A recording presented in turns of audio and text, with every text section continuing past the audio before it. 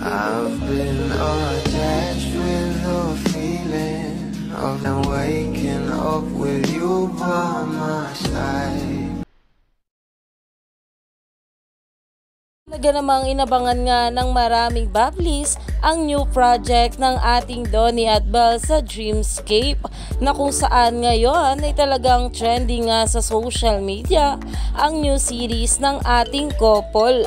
At alam din naman natin na nakilala na nga ng marami ang mga makakasama sa cast nito.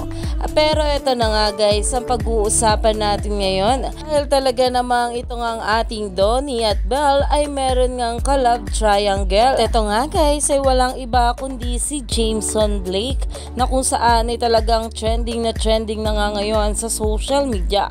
At ayon pa nga guys sa post na Star Magic dito ay green flag to see Jameson Blake at the official project announcement and story conference of how to spot a red flag. EU and Dreamscape Entertainment's newest series starring the new Gen Love team, Don Bell as well as Kira Ballinger and Sneer. Abangan!